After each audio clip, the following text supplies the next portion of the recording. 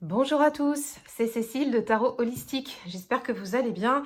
Aujourd'hui, je vais vous présenter le livre de Hélène Huck et Agi Dirty-Stein, Tarot de l'Unité. Alors, c'est un livre que j'ai lu au mois d'octobre dernier et ça fait très longtemps que je voulais vous en parler. J'avais pas encore pris le temps de tourner cette vidéo. Voilà qui est fait. On va pouvoir découvrir ça ensemble. Donc, c'est un livre sur les arcanes majeures du tarot de Marseille qui en parle d'une façon novatrice. J'ai pas encore trouvé d'autres livres qui abordaient ce sujet-là.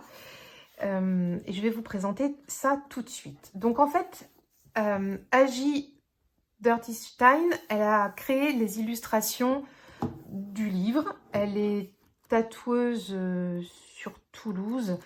Elle tatoue de l'imagerie du tarot. Elle fait des tatouages intuitifs comme ça. Et Hélène Huck, elle est tarologue. J'avais découvert son profil il y a quelques temps déjà sur YouTube, je crois. Et en fait, Hélène, aujourd'hui, elle fait un parcours de prêtrise isiaque. Alors, je ne connais pas du tout ce domaine-là, mais elle en parle un petit peu dans son livre, donc on va pouvoir dérouler ça ensemble. Alors, le tarot de l'unité, une voie alchimique vers la réconciliation du masculin et du féminin. Donc, c'est tout le propos de ce bouquin. Comment réconcilier le masculin sacré et le féminin sacré au travers du voyage dans le tarot et comment les cartes vont nous aider à faire ça. Alors, moi, le féminin sacré, masculin sacré, tout ça, c'est pas trop mon truc. Je vous avoue, je suis pas vraiment sensible à ça. Ça m'intéresse quand il y a des gens que je suis qui en parlent. Je trouve ça toujours intéressant d'avoir des points de vue. Mais c'est pas pour ça que j'ai acheté ce livre. En fait, j'ai acheté ce livre parce que Hélène, elle a un point de vue très intéressant sur le tarot et je trouve ça toujours très enrichissant d'avoir d'autres points de vue. Et ce livre a le mérite d'être unique en son genre et d'amener quelque chose vraiment de novateur dans tout ce que j'ai pu lire jusqu'à présent sur le tarot. Et puis, en plus de ça, elle apporte... Alors, attendez, je vais vous trouver ça sur une explication de l'âme, par exemple l'impératrice, ici. Elle va apporter, en plus de son regard sur l'alchimie du féminin et du masculin, elle va apporter aussi donc, des éléments type archétype, donc de la mythologie, de l'Égypte, etc. Donc, c'est toujours intéressant, ça fait un petit raccord à l'histoire et aux légendes. Quelle huile essentielle elle propose d'utiliser par rapport à l'arcane majeur qu'elle étudie. Et puis, on a ici aussi la fleur de Bach, les chakras qu'on peut travailler et les clés de transmutation. Donc ça, je vous en parlerai un petit peu plus tard dans la review. Donc c'est intéressant. Moi, je suis formée aux fleurs de Bach. Alors, c'est pour ça que j'avais découvert Hélène, en fait. Maintenant que je vous en parle, c'est parce qu'elle avait fait un petit e-book, un livre blanc là, sur les fleurs de Bach et comment les relier au tarot. Donc, j'avais trouvé ça super intéressant. Et c'est notamment pour ça que j'ai souhaité acquérir son livre. Même si je ne suis pas tout à fait d'accord tout le temps avec ces associations. Mais justement, en fait, c'est ça qui est chouette. C'est vraiment ça qui est chouette, c'est qu'il y a une réelle prise de position dans son livre. Et j'adore, ça laisse pas indifférent, ça fait réfléchir. Donc voilà, il fallait vraiment que je vous le présente. Donc en fait, au sommaire ici, les illustrations sont magnifiques. Hein. Vraiment, c'est du pur bonheur, c'est super bien écrit, ça se lit tout seul. Et les illustrations sont d'enfer. Juste ici, pour vous montrer, est-ce que vous aviez remarqué que l'image de la couverture, ça mélangeait le diable et la tempérance. Je vais essayer de vous l'amener plus comme ça. Donc on a un mélange ici diable et tempérance qui est super chouette. Alors au sommaire, donc on a les origines du tarot, les méfiances, les préjugés, des lames à l'âme, pardon. La voie initiatique du tarot, elle parle un petit peu de la psychologie jungienne aussi. Et puis, il y a toute une partie sur le tarot et l'alchimie, la quête de l'unité. Et puis ensuite, pardon, je reviendrai après dans le détail là-dessus. On a le voyage de noces alchimique, donc sur toutes les lames, donc les 22 lames majeures du tarot. Et puis des idées de tirage en fin de bouquin. Alors les idées de tirage sont top, je vous montrerai ça après. Voyage de noces alchimique, je vous rappelle qu'on est en train de vouloir réconcilier le masculin et le féminin, d'où les noces alchimiques ici. Comment réconcilier son masculin et son féminin sur chaque lame du tarot. On va aller donc à l'introduction. Donc là ici tout ça c'est l'intro. Hop, ça va nous parler donc un petit peu d'histoire. Alors elle écrit très très bien Hélène Huck, c'est un vrai plaisir de la lire. C'est simple, c'est accessible, même si toutefois, je ne conseillerais pas ce livre aux débutants. Il faut avoir du bagage un petit peu en tarot, ou au moins être à l'aise. Je ne dis pas qu'il faut avoir fait une encyclopédie ou lu une encyclopédie avant, mais au moins déjà avoir la connaissance des cartes pour aller plus loin dans ce qu'elle propose dans l'étude des cartes et de l'alchimie, justement, ce sur quoi elle a anglé son livre en fait. Donc ici... On avance, voilà, dans l'intro. Donc, l'outil tarot des lames à l'âme, un outil de coaching, un support de projection et d'introspection, ça c'est top. Elle explique hein, comment elle travaille cet outil-là. Sur cette partie-là, la voie initiatique du tarot et la psychologie jungienne, on commence à rentrer dans le dur. Donc, elle commence à nous expliquer toute la matrice du tarot telle que l'a perçue Jung, les coupes donc sur les plans émotionnels, denier plan matériel et physique, épée plan mental intellectuel et bâton le plan spirituel et sexuel. Mais on va beaucoup plus loin. On utilise ici, hop, je reviens ici donc la dimension initiatique, où elle va nous expliquer, Hélène, comment on peut diviser son tarot en 3 grandes étapes. Donc, je vous rappelle qu'il y a 22 lames majeures. Donc, en fait, on définit 3 septénaires. Donc, le premier ici, ça va être le temps de l'enfance. Le deuxième, en route vers l'âge adulte. Et le troisième, la maturité spirituelle. Ici, le mât, ou le fou, si vous préférez, c'est celui qui va faire le chemin au travers de son voyage initiatique tout le long du tarot. Donc elle revient là-dessus, elle réexplique ce processus, ce cheminement. C'est vraiment très intéressant. Et là, pour le coup, c'est assez accessible aussi, je trouve. Elle revient aussi, voilà, sur le moi, l'ego, la part d'ombre, le soi. Voilà, donc c'est les archétypes. C'est assez riche et c'est toujours intéressant de refaire un point sur ces données-là. Tarot et alchimie, la quête de l'unité. Ici, on rentre dans le féminin et le masculin. Et en fait, elle va nous livrer son point de vue sur ce qu'elle comprend de la séparation des deux.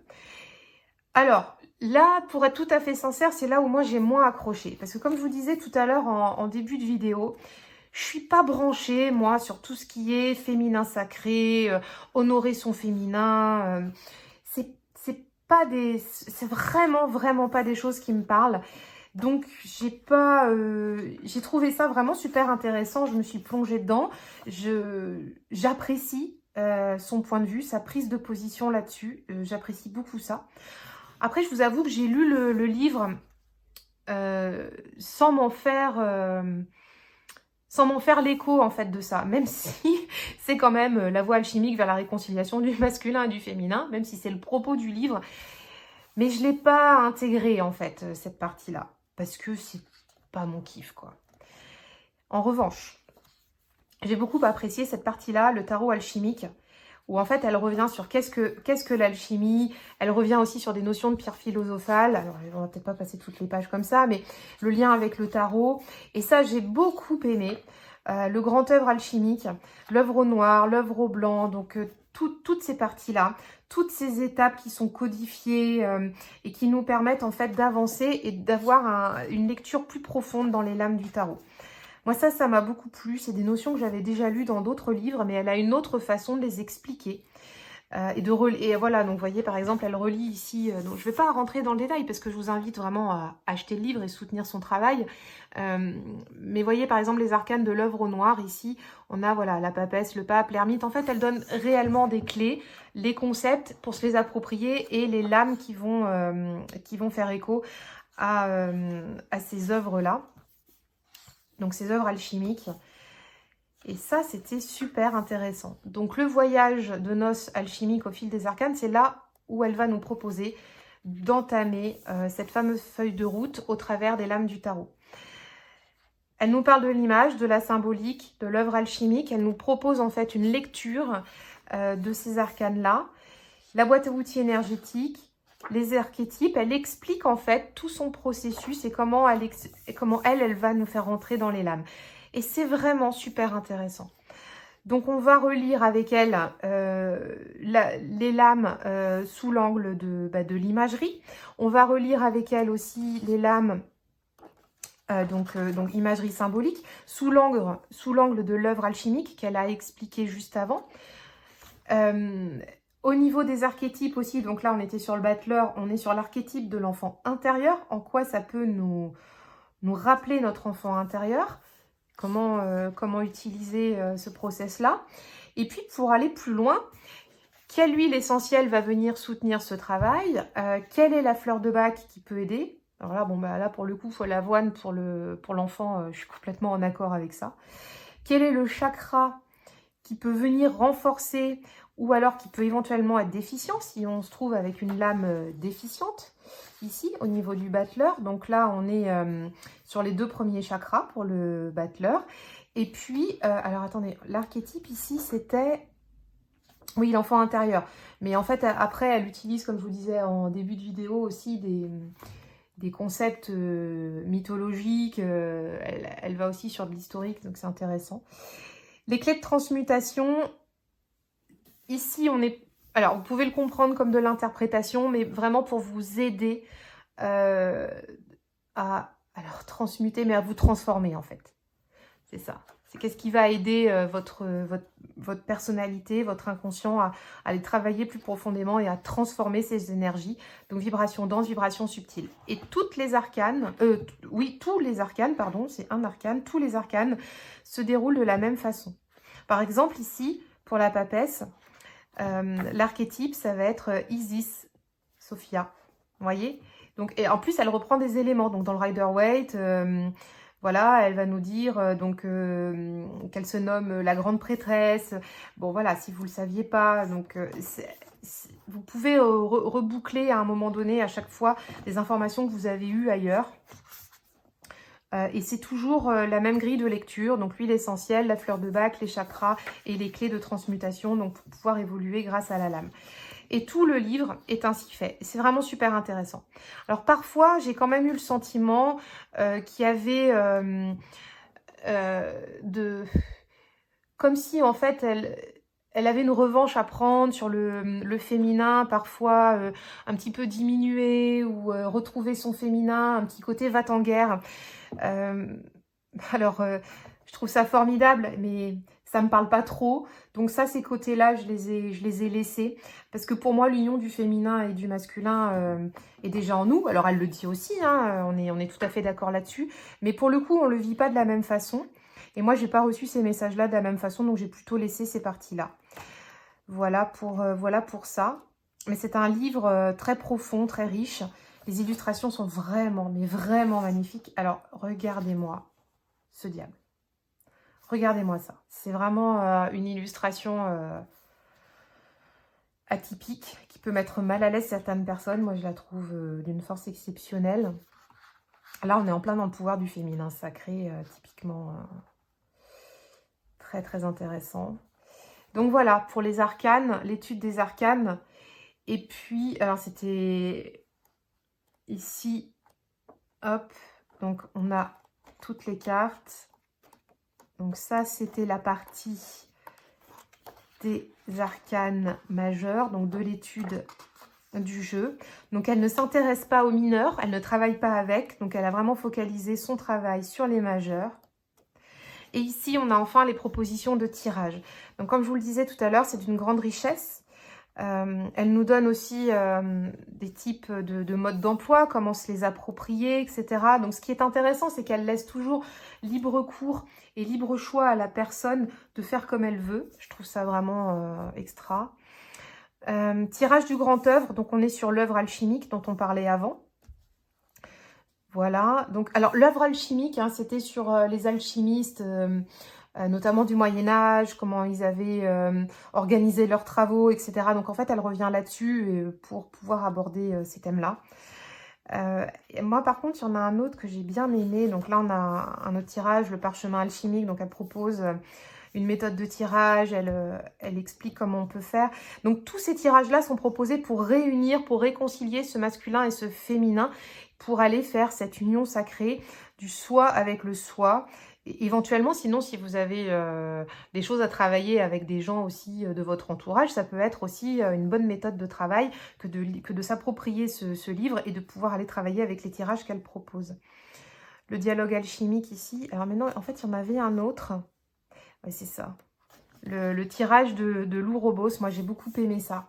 Avec les éléments, avec l'œuf du serpent. Alors, l'œuf de serpent, hop, qu'est-ce que ça dit ici? Cette carte est ce qui contient votre création, son réceptacle et vous renseigne sur sa nature. Dans l'œuf se trouve le germe de votre monde intérieur sur le point d'éclore. Et en fait, après, il y a tous les éléments qui sont autour. Et alors, moi, j'ai bien aimé ce tirage-là. Ça m'a parlé. Moi, je suis beaucoup dans le matériel, dans le concret. Donc, ce tirage-là était super. Et puis, bon, voilà, vous voyez, il y a 6 cartes. Donc, ça me va bien aussi. J'aime bien les grands tirages. Et donc, elle explique avec des tirages types comment s'organiser. L'œuf alchimique aussi, voilà, tirage d'Isis et Osiris, puisqu'elle est comment dire, engagée en fait dans sa démarche de prêtrise isiaque. Et c'est vraiment intéressant, même si on n'est pas dans ce domaine-là. Moi, je ne peux que saluer l'engagement d'Hélène. J'apprécie énormément son travail. C'était une belle découverte, ce livre. Je suis ravie de l'avoir dans ma bibliothèque. J'ai pris beaucoup de plaisir à le lire. Je l'ai lu d'une traite. Parce qu'il est facile à lire, on peut le laisser, on peut le reprendre, en fait, là, aujourd'hui, il devient aussi un ouvrage où je retourne piocher 2-3 informations par-ci, par-là, parce que j'ai réussi à me l'approprier. Et moi, c'est ce que je vous conseille. Je vous conseille bien sûr de l'avoir dans votre bibliothèque. C'est un livre qui ne ressemble à aucun autre, avec une prise de position qui est vraiment unique, avec un travail qui a été fait vraiment avec le cœur, aussi bien de sa part que de la part de l'illustratrice. Il y a vraiment beaucoup d'enthousiasme dans le travail et ça se ressent. Et c'est un ouvrage assez précieux. Moi, je sais qu'il est là, donc si j'ai besoin de m'y référer. Et puis, c'est toujours intéressant d'avoir des points de vue différents. Vraiment, moi, dans ma bibliothèque, ça ne m'intéresse pas d'avoir des livres qui parlent toujours de la même chose ou qui vont me dire les mêmes messages. Je préfère avoir des auteurs qui assument et qui me font grandir avec leurs enseignements, leur position, leur travail, plutôt que d'avoir des livres plats, entre guillemets, qui vont dire la même chose que le voisin, ça apporte pas grand-chose. Et là, pour le coup, si vous partez sur le tarot de l'unité, c'est ça que vous aurez. Donc, je ne peux que vous inviter à vous le procurer. Il est sensationnel. Voilà. J'espère que cette review vous a plu. Je vous souhaite une très bonne fin de journée. Si cette vidéo vous a plu, n'hésitez pas à vous abonner. Et je vous dis à très bientôt.